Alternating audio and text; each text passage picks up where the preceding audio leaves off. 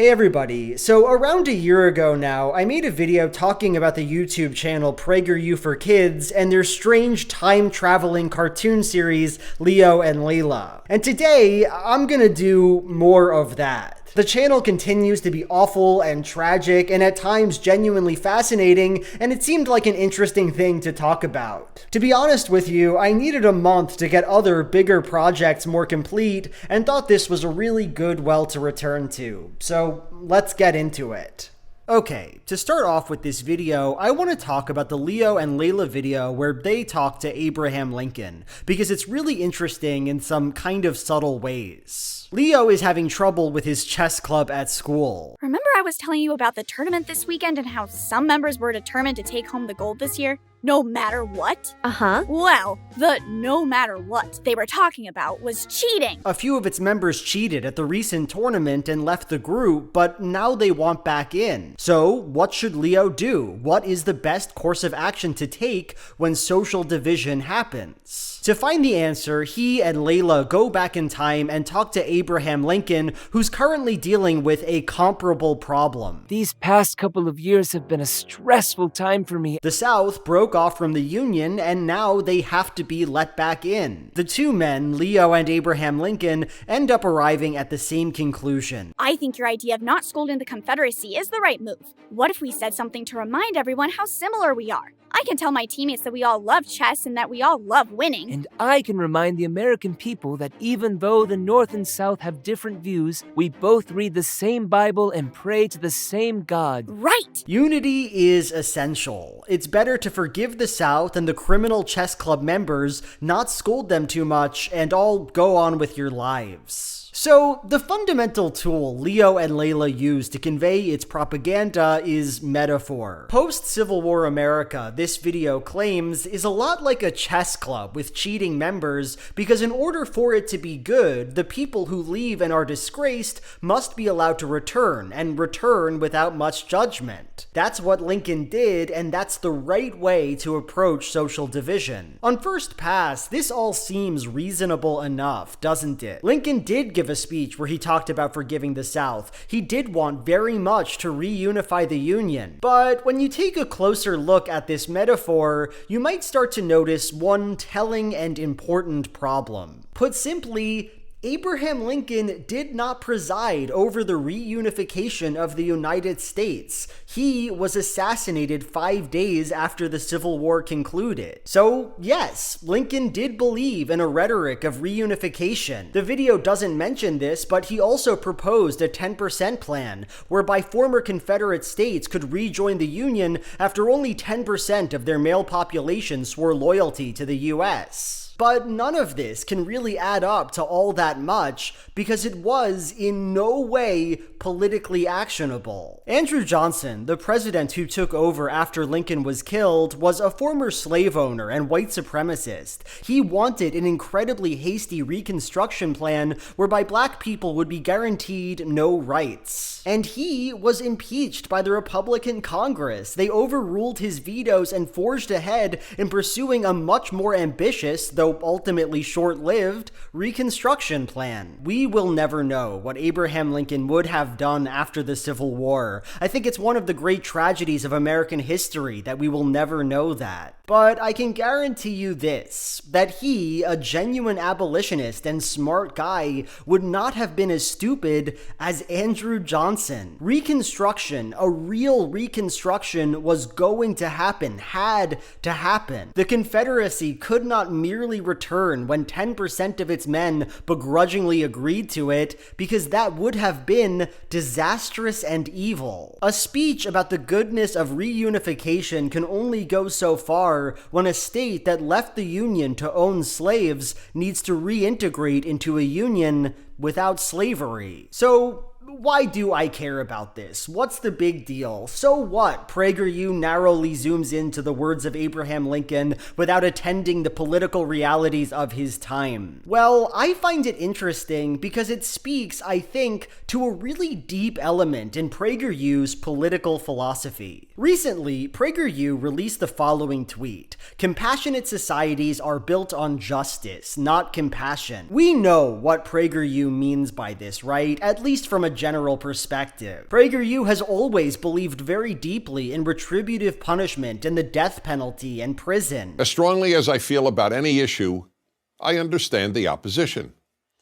But there is an exception: the death penalty for murder. And here they're saying that for the world to be a good place where people care about each other, our society must pursue this kind of justice. But when you look at this Leo and Layla video, what we get is not a message of justice, but its opposite. There is no concept of how Southern society might have to change to grant subjecthood to its newly freed slaves, no concept of the wounds they created, and no idea of how to mend them. All Abe Lincoln has to say is, let the kids back into the chess club. We forgive and forget. Because if we don't, social division could get even worse. It is interesting that PragerU should say that a compassionate society can only be gotten through justice, because at the social level, from their perspective, there can be no justice, no claim made against its actions, no need for it to change. We can have justice for individuals, but for society, all we can have is a boundless and vacant compassion. And if you want to see an even more pronounced example of this, we have to look at the Leo and Layla video where they talk about Christopher Columbus. So there's a lot to say about this video. It engages in some of the most intense Columbus apologetics I've ever seen, going so far as to imply that Columbus was really nice to the Taino Indians, a group of people he quite literally enslaved. The first people we met were great, the Taino. They were peaceful, curious, and really helpful. I could tell right away that they were highly intelligent. They even were able to quickly mimic everything we said to them. I ordered my men to treat them well. But ultimately, I think the best way to approach this video is to zoom in on two of its most interesting moments. The first happens in the introduction of the video. As Leo and Layla discuss the controversial role of Columbus in modern American discourse, they say this. The side against Columbus says he was a really mean guy who spread slavery, disease, and violence to people who would have been better off if he'd never gone to the New World. Ouch. I know, but the side for him says he was a really courageous guy who loved exploring, inspired generations, and spread Christianity and Western civilization to people who really benefited from new ways of thinking and doing things. That sounds really good. If you want to understand why I'm so interested in the children's content of PragerU, I think this moment does a good job of explaining it. In some ways, Leo and Layla is more gentle than other aspects of PragerU. It is less explicitly political, it expresses a more kindly attitude, etc. But in other ways, it goes much, much farther. A few years ago, Mike Knowles, a genocidal fascist in his own right, made a mainline PragerU video about Columbus. The basic idea of the video is this vague gesture that while Columbus did not treat the Indians he met well, we still ought to celebrate him because he's responsible for America, the civilization that we live in. Columbus was not blameless. He sold natives into slavery. But the explorer did not invent slavery. I find this line of reasoning self-serving and ridiculous, but we also ought to note that it's far less radical than the position Leo and Layla just advocated. No, this cartoon says, Columbus did not merely do a bad thing that we shouldn't care about because America is so good. Rather, there is an important sense that his actions were actually benign, that in fact he did a favor to indigenous populations by civilizing them and introducing them to Christianity. And spread Christianity and Western civilization to people who really benefited. Because the audience of these videos is young children, because children are impressionable and politically illiterate, PragerU is willing to proudly stand by parts of its political project that it would otherwise often work to hide. Lying, murder, war, it all exists in the land I just found too. In Europe we draw the line at things like eating people and human sacrifice. That even with his enslavement and slaughtering of indigenous populations, we might reasonably call his and his culture's impact on the lives of Indians a positive one. Here, in this video, we find the foundations of supremacist thinking before the innuendo and the lies and the supposed nuance sets in, and I think it's important to look at that. The second moment I want to look at in this video comes toward the end. As Leo confronts Columbus about his slaving, they have this interaction. Slavery is as old as time and has taken place in every corner of the world, even amongst the people I just left. Being taken as a slave is better than being killed, no? I don't see the problem. Well, in our time, we view slavery as being evil and terrible. Ah, magnifico, that's wonderful. I am glad humanity has reached such a time. But you said you're from 500 years in the future? How can you come here to the 15th century and judge me by your standards from the 21st century? So, I find this scene just absolutely fascinating. To start off, it's so incredibly odd, just from a storytelling perspective. Columbus, within the narrative of this cartoon, is not some abstract creature from 500 years ago. No, he's literally a human being, and here, he stands on a slave ship and talks about what a hero he is. Within that context, how is the sentence, "How dare you judge me, you're from the future," even makes sense? What is it supposed to mean? Does Columbus think it's wrong to own slaves, or doesn't he? Are Leo and Layla upset at his actions, or aren't they? It all just feels so wrong and uncomfortable. And I think this feeling of discomfort ties into a deeper observation about this cartoon and about PragerU's ideology. See, the prevailing concept that people have of the left and right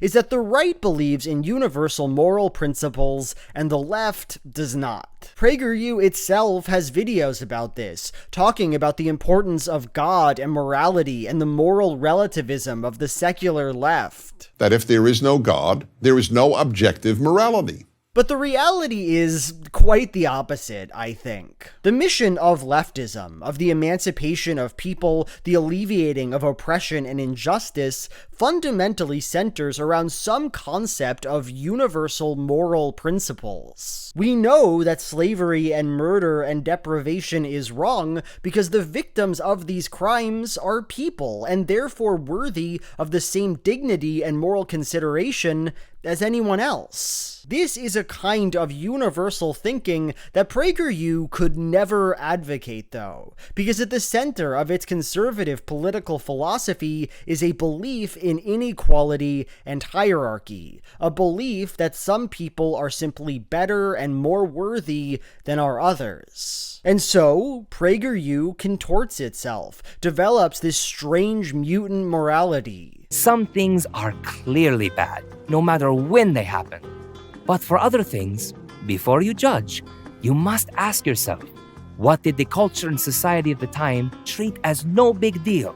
Some crimes are always bad, Columbus says, but slavery isn't one of them. We should still celebrate slavers. The people complaining about the celebration of slavers are ridiculous. There are universal moral principles, don't get us wrong, but for whatever reason, they are not relevant here. This is essentially an argument that's skeptical of morality itself, and I think it's fascinating how eagerly they say it, how common sense they seem to believe it is. Let's talk about what is probably the most interesting Leo and Layla video I've seen recently, the one where they go back in time and meet Martin Luther King Jr. And the thing that interests me about this video, the reason it kind of obsesses me, is that it is, in almost every way, normal. Conservatives, of course, often weaponize Martin Luther King to further propagate their own horrible agendas, and there's no better place to look for this than PragerU itself. In one video, Will Witt, a kind of Steven Crowder wannabe, claims that the left and BLM often misconstrue the words of MLK, and then later on he says this, just a bold-faced lie. Black Lives Matter loves affirmative action and diversity standards, whereas MLK believed that you should judge someone based off their character, not their skin color. When you push affirmative action, giving people advantages or disadvantages just because of the color of their skin, you are not following what MLK believed in. King did believe in what we'd now call affirmative action, saying that black people deserve special compensatory measures and that a society that has done something special against the Negro for hundreds of years must now do something special for him. The obvious goal here is to render MLK a meaningless figure who doesn't threaten or want to change the status quo of American racial politics. PragerU does something very similar in another video, Where Are You, Martin Luther King? In it, Jason Riley looks at a few times that King instructed black Americans to think about their own responsibilities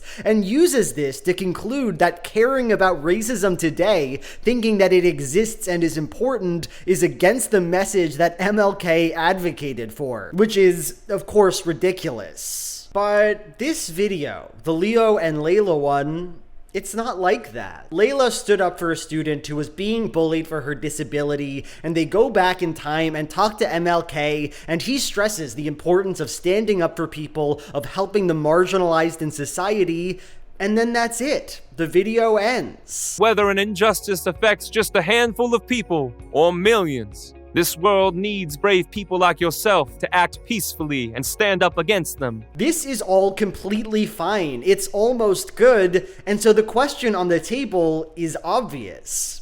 What do we do with this video? What sense, if any, should we make of it? So when I think about this question, I can't help but be reminded of the 1938 Leni Riefenstahl film, Olympia. So let me talk about that for a surprisingly long time. Olympia is a film documenting the 1936 Berlin Olympic Games. The film was, of course, made under Nazi Germany, funded and distributed by the propaganda arm of the Third Reich. And here's the thing, on first pass, it's a really straightforward film. Olympia is about the Olympics. It shows people throwing javelins. It celebrates different athletes, different nations. And if I didn't know what Hitler looked like, the man they keep cutting back to, I wouldn't honestly think much about the movie at all. But if we want to understand Olympia in its context, if we want to be able to conceptualize this film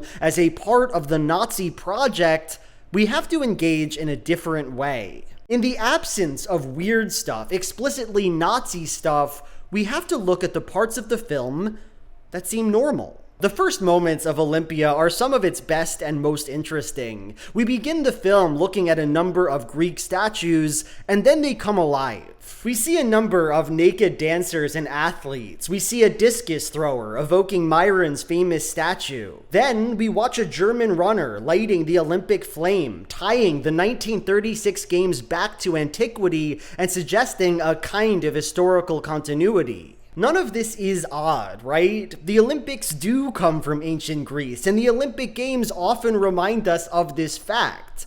But here's the thing, it's different when Nazis do it. Adolf Hitler and the Nazi regime was obsessed with ancient Greece and Rome. In its quest to understand the German identity as historically supreme, they tied the nation to antiquity. Hitler wrote in Mein Kampf of a racial unity between the Germans, the Greeks, and the Romans. Nazi scholars embraced the idea that, in fact, ancient Greeks were a Nordic people, that they shared a common bloodline with modern Germans, a bloodline that was now under threat by the verminous Jewish race. And this idea was broadly disseminated by the Nazi state through publicity campaigns and architecture and education and radio broadcasts. Adolf Hitler personally oversaw the purchase of the discus thrower statue for 5 million Reichsmarks. And of course, you can see this in Olympia, the desire to tie the German people to the epic history of ancient Greece, to embody with German flesh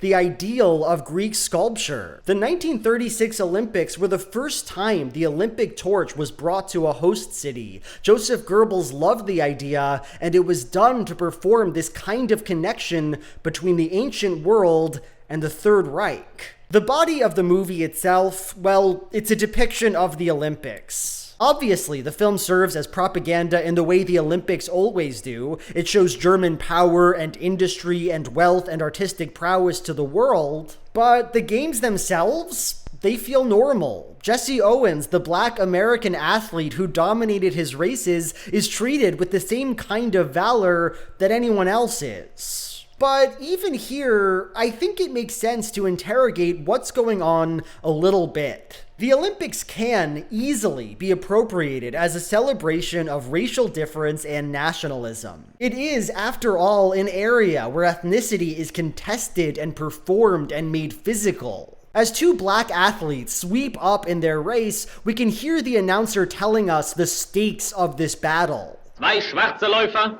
gegen die stärksten der weißen Rasse.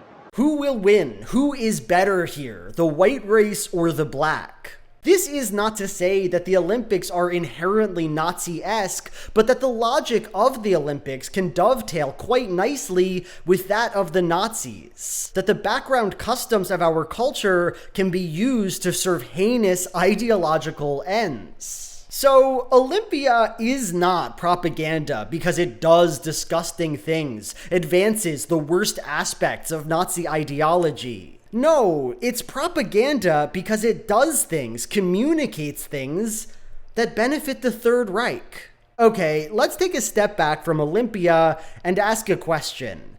Can we perform this same kind of exercise on the Leo and Layla video about MLK? And the answer is, yeah, we can. For example, we can point out that MLK is never allowed to present a solution. Like, he talks about how even after the Civil Rights and Voting Rights Act, there's still more work that needs to be done. Since you got those laws passed, why do you still need to be out here giving speeches? Because in the years since, I've learned that there is much work that still needs to be done. There is far more injustice in the world than I once even realized. But what work? What needs to be done? What is the nature of this racism, and how do we fix it? Looking at the way we generally teach King to children, this isn't strange at all. Most of the celebration surrounding him for kids is oriented around his I Have a Dream speech. Oh, tell us about the I Have a Dream speech. And that speech, while beautiful and important, doesn't tell us specific actions to take to make those dreams reality. Rather, it is unifying and general and personal. But when PragerU eliminates discussion of MLK's politics, it's different. It's different because they hate his politics, his anti-capitalism, his belief in redistribution and reparations. Society at large ignores King's beliefs, and PragerU uses this fact to hide their disdain for him. Or we could look at the framing device for the episode. Layla stood up for a disabled kid, went to Martin Luther King, and talked about standing up for people. Then she goes back to her time, and the problem with that disabled kid is solved. And all my friends said they were sorry to Haley and asked her if they can help with a fundraiser. We start this weekend. All right! The bullies simply realize their error and change. In one notable line, Leia mentions that they're even building a wider hallway in the school that wheelchair users can access. We're going to lead a fundraiser that will add space to the areas of the school where it's a tough fit for Haley's wheelchair. That's kind of odd, right? Like, from Leia's perspective, everything here works out so easily. She stands up to the bullies, and the bullies stop bullying, and they all decide to make an important structural change to the school's treatment of disabled people. This kind of story, while not on its face offensive, is perfectly tuned to the narrative that PragerU wants to tell. In the video, there is no mention of racism in our current society, no stated end to MLK's story, and that makes sense. PragerU wants us to believe that King broadly solved racism, solved it in the way that Leia solved ableism. PragerU uses King quite literally to deflect from any claim of current racial injustice, so it's only reasonable that they tell a story where injustice is quite easy to solve.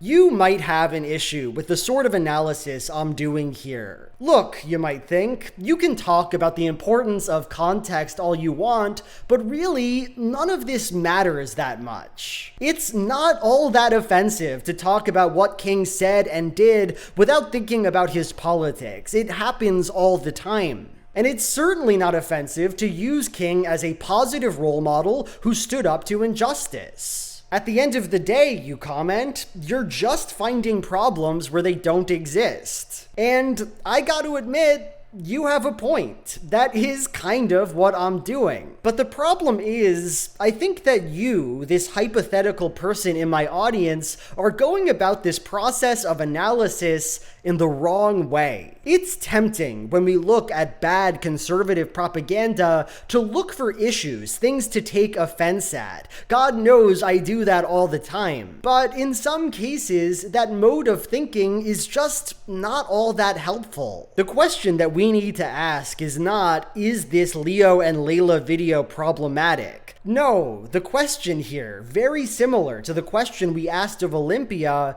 is does this work do something that benefits the project of PragerU? Does it communicate something PragerU wants to communicate?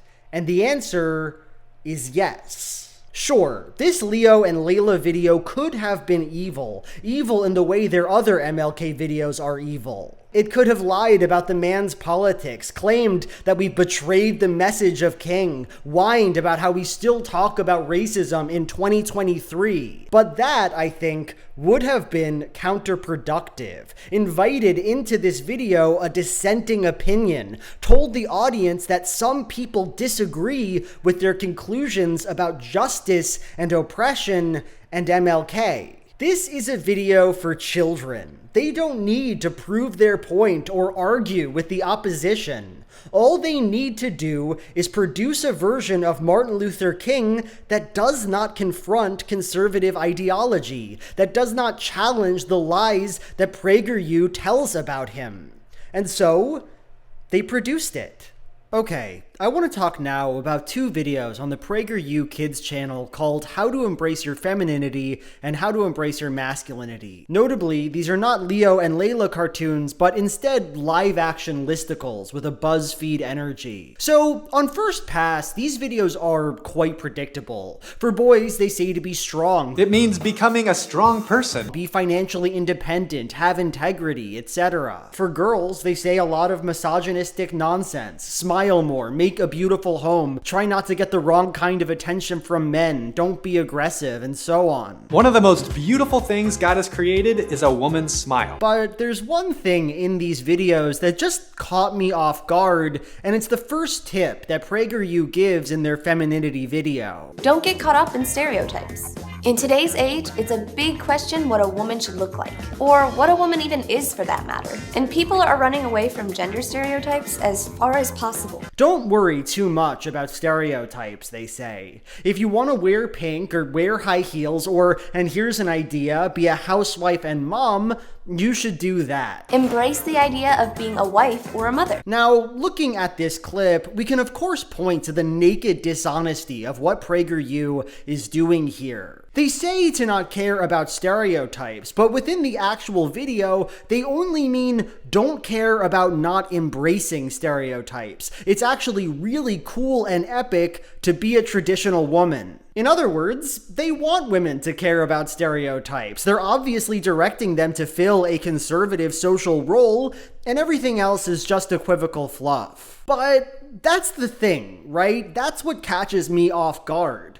Why is PragerU, this extremely conservative YouTube channel, equivocating? Why do they feel uncomfortable just saying outright that being feminine is good and that what femininity means is being a wife and mother? Why are they treating this issue with such unusual restraint? Well, I think that's for two reasons, and they both kind of fascinate me. The first is, I just enjoy moments where PragerU implicitly acknowledges that its politics are awful and that nobody actually likes them. For boys, all their advice is extremely affirmative. They give a series of uncomplicated things a man should be and leave it at that. This is because the position they give men in society is gratifying and sounds nice. Masculinity to them is about having power. Be independent, financially and mentally. But for girls, it has to be different. Their role is to be subjugated by power, to be docile and passive and run a home and make it pretty. Make your house a home, and along the way, stay grateful and encouraging. This is horrible. It goes directly against basic social ideals like fairness and equality, and does so in a way that most people would find appalling. So, when it comes time to describe femininity, they have to approach it differently. We're not telling you that women belong in the kitchen, we're telling you you should be in the kitchen if you want to be. It's really your choice. So don't let anyone tell you it's bad to fit stereotypes. Those people are just trying too hard to be cool. Oh. It's really just vapid waffling that sells their obvious misogyny without having to name it, and I find that kind of funny to watch. The second reason I find this moment interesting is that it is, on its face, gibberish. The video is called How to Embrace Femininity. Its purpose is to tell girls what to do, how to live up to a feminine ideal. But the advice, don't care about stereotypes, does no such thing. To not care about stereotypes provides girls no guidance on how to be or what attitudes they should have. It cannot be feminine to simply do whatever you want, because femininity must describe a way women should be in order to be a socially actionable concept. But see, I think that's kind of the point. Women must be subjugated. They should be raised in repressive, conservative environments, educated to be chaste and virginal, provided fewer job opportunities, told they should only live for their husbands and children, given no access to their reproductive organs, etc. But all this must, at every moment, appear natural. Don't worry about gender roles. Don't concern yourself with what society wants you to be. If you simply lean into your own womanly instincts, your service to men will come about organically. For the project of authoritarianism to be complete, it must be understood, ultimately, as the only way things could have ever been. And so, the paradoxical statement comes to make sense. To embrace femininity is to pretend that it does not exist.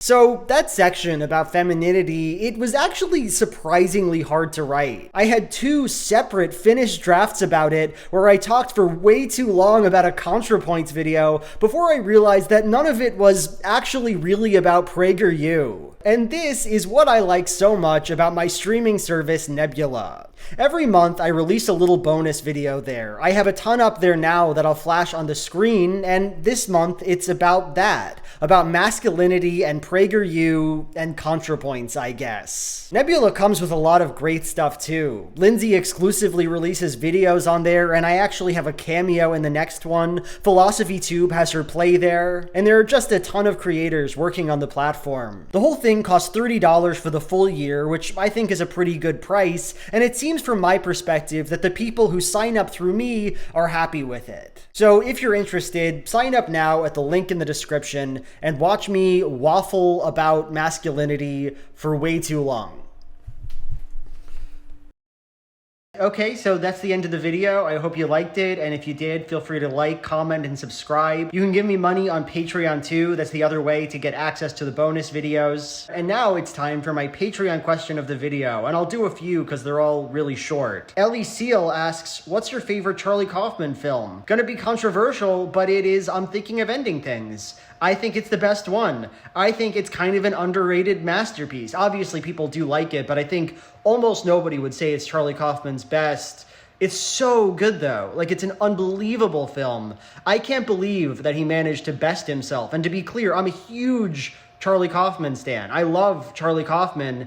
He changed my life growing up. And yet, you know, his last movie, I'm Thinking of Ending Things, still topped the charts for me. Perfect movie. Agent Maxwell asks, have you read Homestuck? No. Chandler Berger asks, what is your favorite book to reread? Honestly, it's like Ender's Game. It's just a comfort book to me. I love Ender's Game. Always loved it as a kid. Love it now. Perfect. Perfect kind of thing. Bye.